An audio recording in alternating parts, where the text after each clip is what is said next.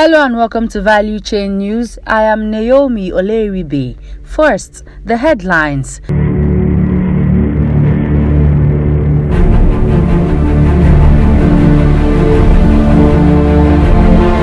Dangote calls for single-digit oil tax to attract investors amidst mixed reactions. Komolafe, Nigeria lost 434 billion naira to crude oil theft in the first quarter. Cooking gas price rises by 25% in 5 months. And now, the news in detail.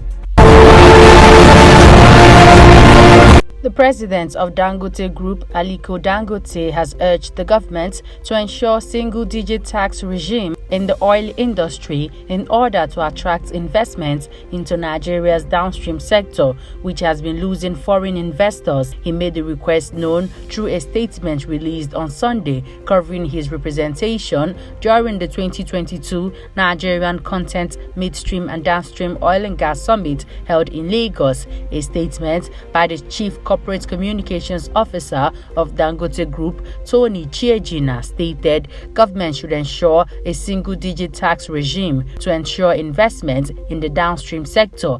This comes amid the exit of international oil companies (IOCs) in the downstream sector, with firms like Shell, ExxonMobil, amongst other big foreign investors making their way out, citing quest for green energy as reason for their divestment. Commenting on the role his firm's refinery will play in the oil industry, Dangote stated that it will help stabilize the declining naira by excess availability of products for export to international markets. Meanwhile, an oil and gas expert, Professor Wumi Iledare, have argued that fiscal system must follow fiscal rules of general applications, emphasizing that waiving the Nigeria hydrocarbon tax (NHT) for deep offshore terrain was ill-advised and the consequences on government access to revenue is imminent. The royalty schemes for onshore and shallow water terrains is progressive and encouraging. The dual tax system is not punitive, neither is it double taxation. The design is to allow government to target incentives to hydrocarbon development, Professor Iledare explained.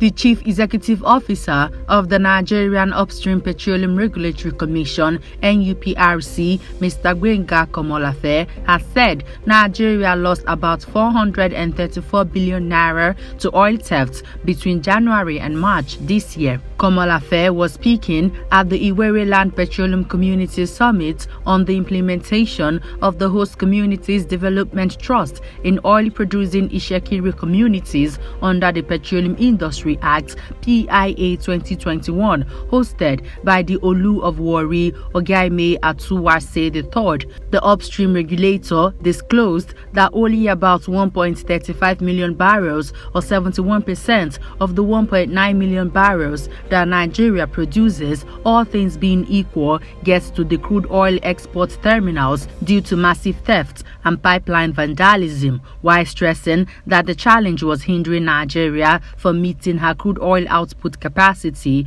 Komolafe said out of about 141 million barrels of crude oil the country produced during the period, about 9 million barrels were lost to crude oil theft. While the Commission is prioritizing efforts towards increasing oil and gas production and ensuring maximum economic recovery in Nigeria through its optimization of oil and gas value chain, there have been challenges limiting the country from making the much desired progress, Komolafe lamented.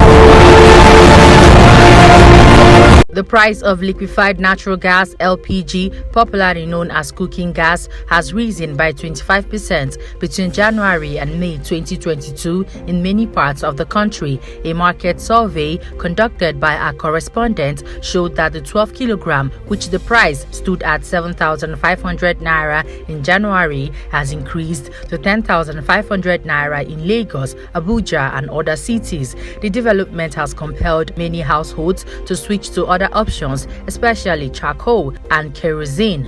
In an interview with newsmen, the national chairman, Liquefied Petroleum Gas Retailers (LPGAR) branch, coach of National Union of Petroleum and Natural Gas Workers NUPENG, Mr. Michael Umudu, said that the situation was indeed worrisome for both retailers and consumers. He stated that the forex allocation from the Nigerian LNG Limited to marketers could only meet about 40% of the consumption in the country, adding that the prices at the depots have risen to about 12.6 million naira for 20 metric tons from 11.4 million naira, which was the average price a few weeks ago. For us as retailers, it is a big problem because we can't afford to stock up our shops, and even when we do, it will take time before we can make enough sales to get back our investments. What we find now is that people even bring in 12.5 kg cylinders but opt to fill them with less than 6 kg of gas just to manage at home, Umudu said.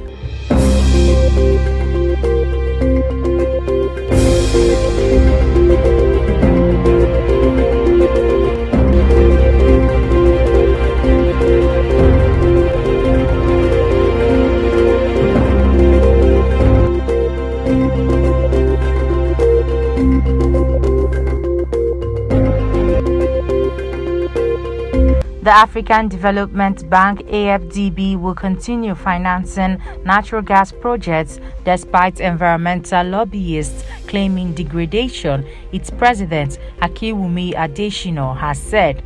Although natural gas produces about half as much carbon dioxide when burned as coal, some critics say that rising production of the commodity is emerging as one of the biggest drivers of climate change, and that plans for industry expansion could stifle efforts to stabilize climate. Dr. Adesina, however, downplayed the concerns about the impact of natural gas on the environment and maintained that AFDB will continue financing such projects. Renewable energy alone cannot power Africa. Natural gas must remain part of Africa's stable energy system, Dr. Adesina said last week during the bank's annual general meeting in Accra.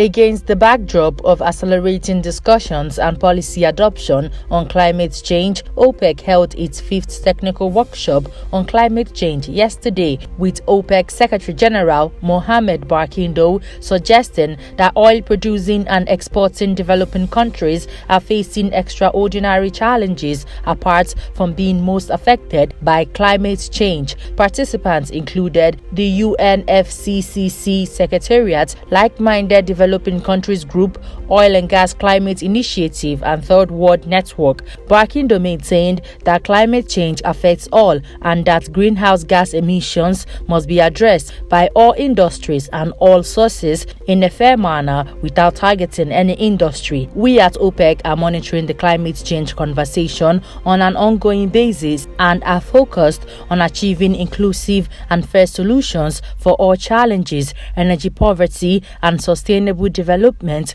must always be in mind when searching for innovative solutions, the OPEC Secretary General stated.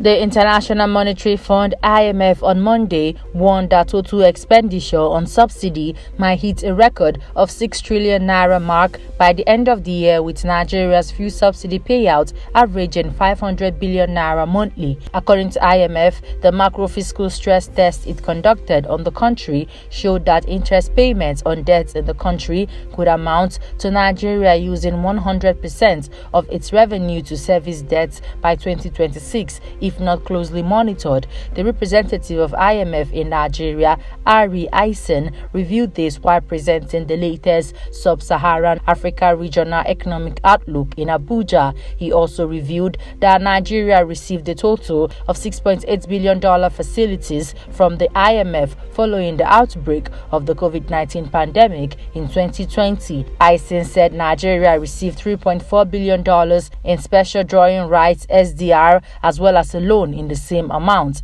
The IMF chief expressed worry that many African countries, including Nigeria, risk sliding into critical debt servicing problem unless urgent steps were significantly taken to raise revenue.